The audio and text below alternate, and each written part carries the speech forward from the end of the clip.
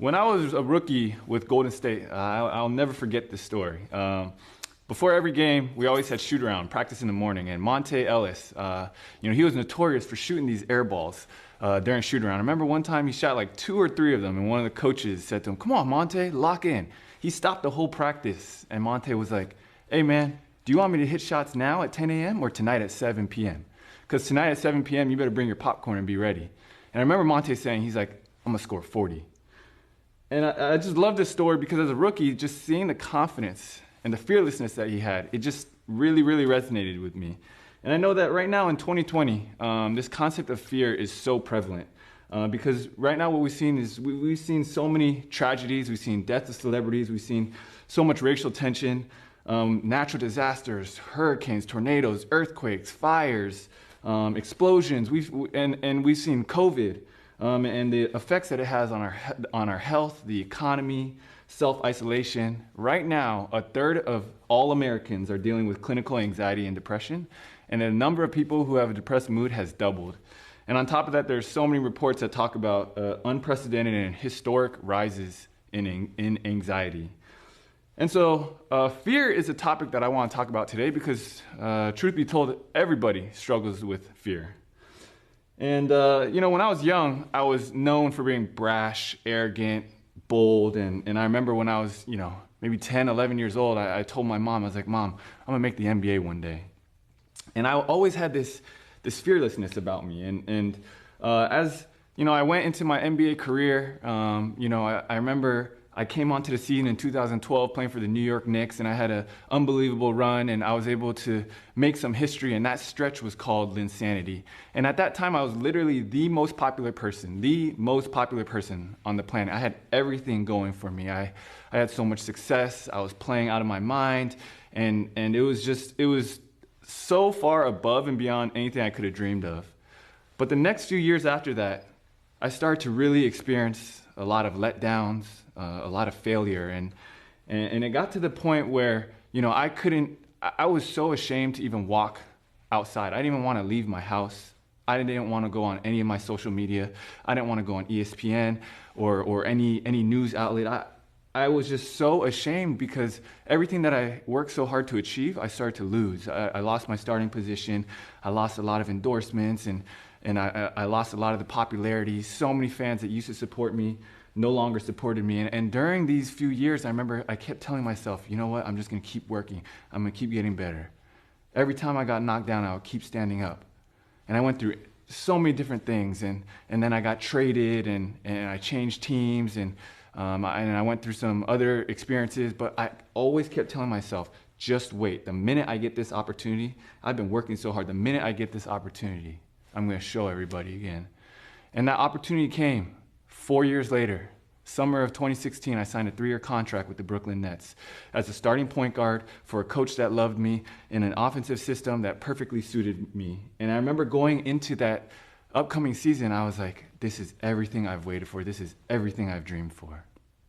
And that first season came, and I had 3 straight hamstring injuries. I missed 60 games. And again, I was devastated, but I told myself, you know what? Get up, rehab, do everything you need to do. And I put in such an amazing months of work. And the following season came around, and I was like, this is it. First game of the season, I go up for a layup. I come down on my knee. Complete tear of my patellar tendon. I missed all 82 games that season. And I can't even explain what it's like during those 6 years since Linsanity to go through all those different disappointments. And even from there, I was like, you know what? I'm going to keep getting back up. All right, I'm going to rehab for a year straight. I'm going to make my body right. I'm going to get my game to be even better. I'm going to come back stronger. And then in the summer, I got traded.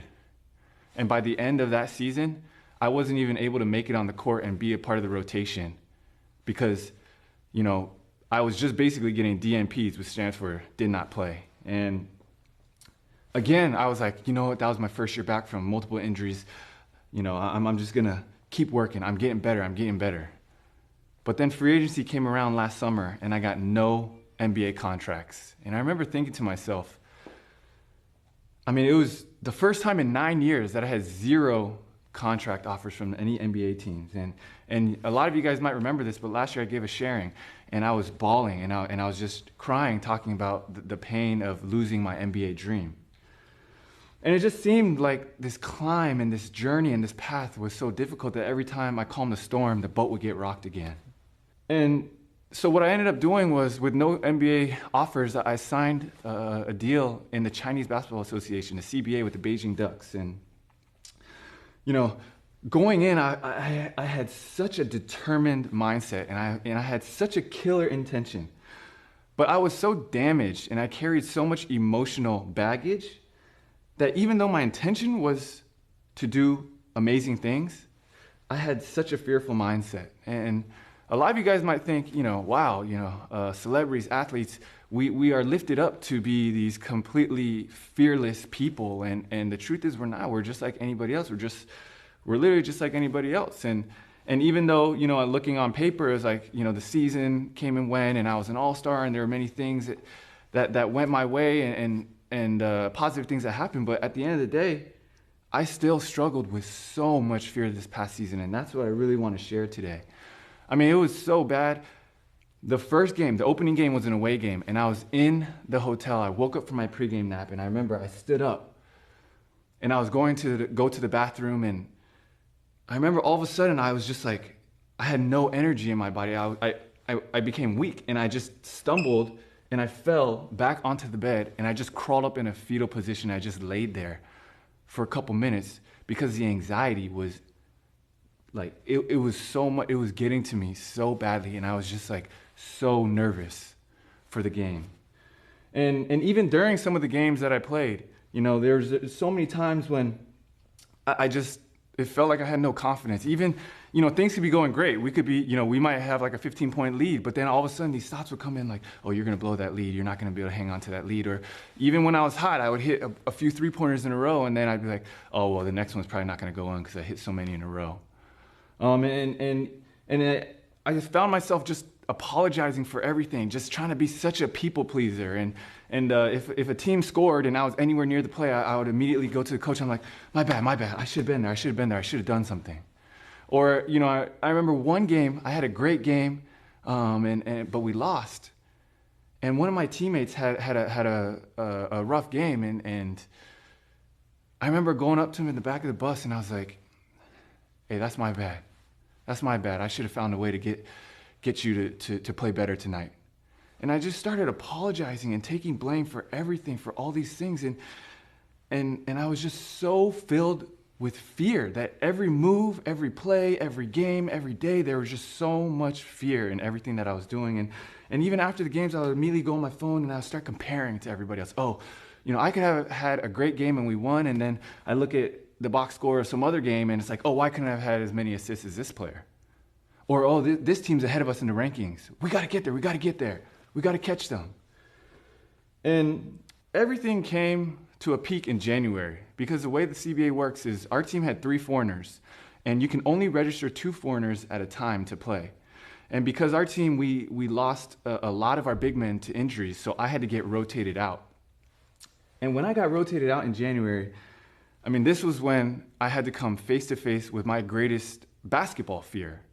And my greatest fear as a basketball player is that I would lose it all, that I would be completely unwanted and unneeded. And coming off of last summer where, I had 0 contract offers and I had that feeling where, oh, I lost my entire dream and I'm completely unwanted, I started to spiral and I started to think about, okay, well, if I get rotated out and they play really well, then they might not need me and they might not let me get back into the rotation. And then maybe Beijing won't want me as a basketball player anymore. And then I'll come out and then I won't even be able to play in the CBA anymore because the CBA won't even want me. And then my fans will stop supporting me. And I started to think all of these really, really negative thoughts. And I know that, when I talk about my greatest basketball fear, this is nothing compared to a lot of the situations that you guys are going through in real life. And so I'm not trying to draw that comparison, but as a basketball player, I mean, my greatest fear is that I would fail at the highest level and that everything that I worked so hard for, I would lose it all.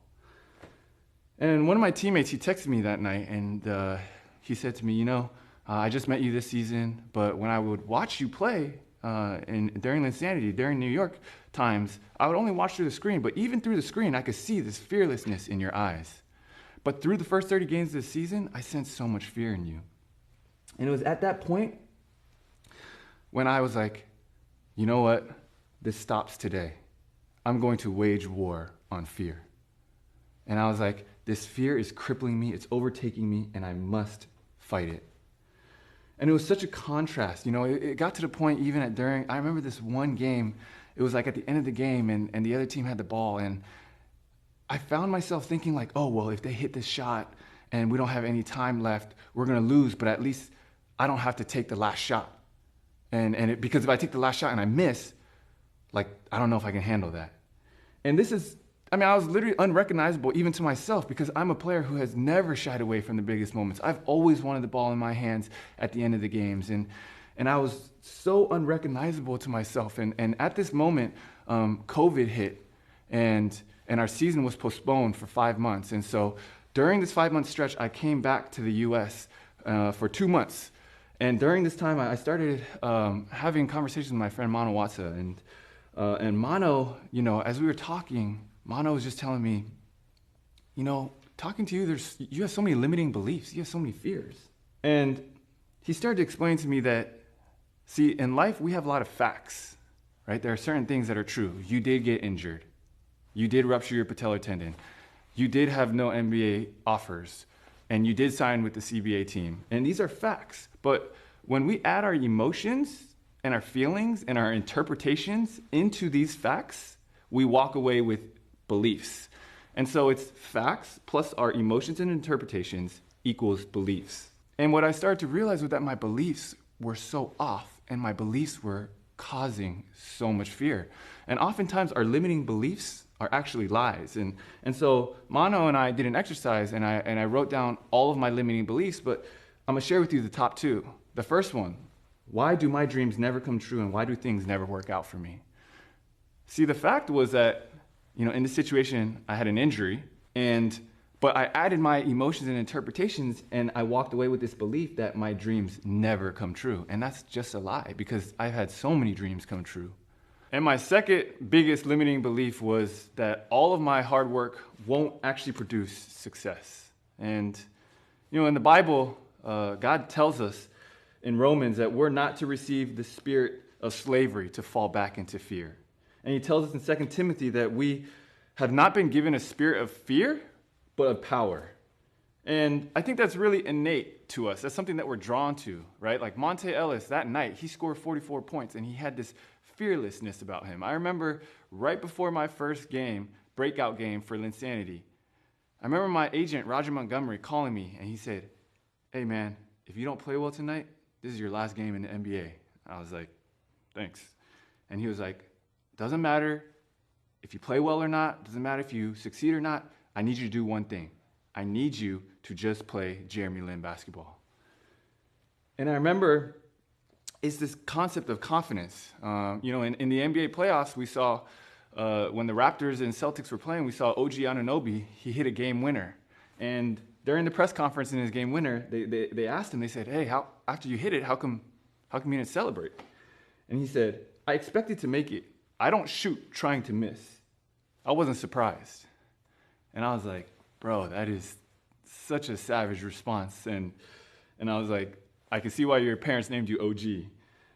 And it's this amazing level of confidence that we're drawn to, but that's how we're supposed to live life, to be fearless. And so what I had to do with all my limiting beliefs is I had to really replace them. And to me, the best way to do that was to remind myself about God, who he is, and what his promises are. And, fear was something that I've always struggled to some degree during my NBA career and professional basketball career.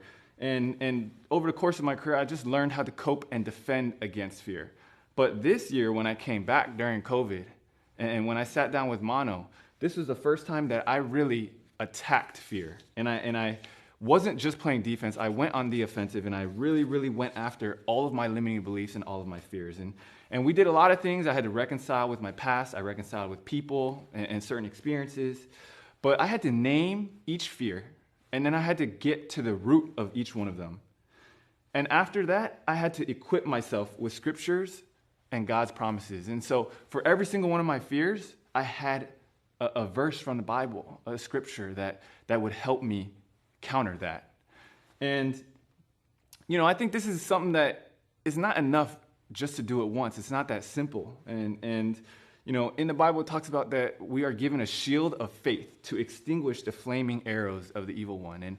And as I started to go back into training and the season, I would see these fears continue to come back. And I envisioned them as these flaming arrows, but that I could use my new beliefs and I could use faith to really extinguish these arrows. And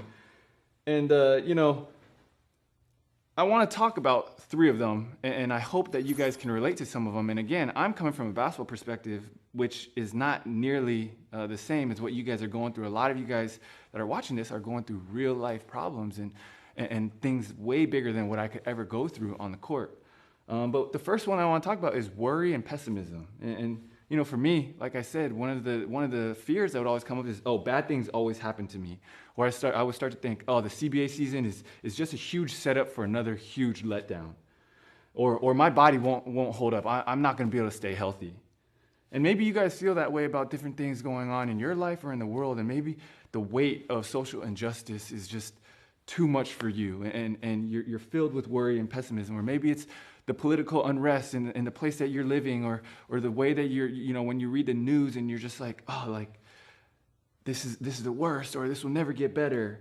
Or maybe you have health concerns with COVID and you're thinking and you're worrying and you're having all of these types of thoughts. And so I had to really replace these beliefs with God's promises. And so I started to remind myself that God has plans to prosper me and not to harm me, that he redeems all things for my good and his glory, and that God is a God of restoration, and that one day he will bring ultimate justice. And the second one that I really started to struggle with was doubt. All my hard work won't produce success. Or there are times, whether it's off the court or even in the games, where I think to myself, I'm just not good enough. Or, my jump shot isn't going to go in when I need it to go in the most. And you guys may be thinking, nothing you do actually matters. Maybe you guys have poured in so much work and continue to grind, and then because of COVID or because of other things, that your opportunity that you had been preparing for got taken away from you. Or maybe it's this concept where with everyone or so many people dealing with different types of financial pressure, job security, you may be thinking to yourself that, I'm just not good enough, or nothing I do, doesn't matter how hard I work, it doesn't matter. And again, to be able to counter that, I started to think about different verses. Let us not grow weary of doing good, for in due season we will reap if we don't give up. With God at my right hand, I am unshaken, that with faith I can move mountains. And the third one that I want to talk about is this concept of feeling insecurity or feeling unloved. And, for me, sometimes I think, people always betray me, or maybe my fans will stop supporting me, or maybe my teammates won't like me. And maybe you guys deal with some of these and you have doubt in your relationships, or you have insecurity in your relationships, or you fear being unloved, and maybe you think to yourself, I'm just going to be single the rest of my life. Or maybe it's the self-isolation that a lot of people are going through with COVID that brings this new sense of deep loneliness. And I think about how God's love is unfailing, how it's bigger and greater than anything this world can offer, that he gives us peace beyond understanding, that we're to be strong and courageous because God never leaves or forsakes you. And I'm reading off some of these promises, and right now they may just sound like words, but there's a power in the right word coming at the right time. And I remember when I was actually this was a few months before the insanity, I was with the Houston Rockets at the time, and I remember we finished our morning practice, and I was so discouraged, I packed up my entire locker room, and I left. And I called my agent, and I called Roger, and I said, I'm done. Tell the Rockets to cut me. I'm done. And I was thinking about quitting and giving up on my NBA dream. And I remember I went back, and my mom was in Houston to support me during this time, and she was just like, I love you. And then my agent, Roger, he was on the phone, and he was just like, God's not going to let you down. or God has this whole thing under control. And it was those words that I heard, it was the right words at the right time that just hit me and pierced me so deeply. And that's what these promises have been doing for me this past season. And one thing I learned is that if I need to stop listening to myself and start talking to myself, because I can't trust my self-talk. As a sinner with limitations and being imperfect, I can't trust my own self-talk, because if I trust my own self-talk, I end up with a lot of fears. I would constantly tell myself, oh, you're not good enough, or, oh, this is not going to happen, or you don't deserve this. And so I had to replace that, and I had to stop listening to myself, and I had to start talking to myself through Scripture. And I love God's promises because they're unfailing, they're tried and true, and there are so many that can help with every single situation that we may be going through. And so as I start to do this exercise with Mono, we start to train, because during this time, these 5 months off, our team was still training. And I remember my trainer, Josh Fan, he came up to me after one of the workouts, and he was like, bro, I've never seen you do this type of stuff.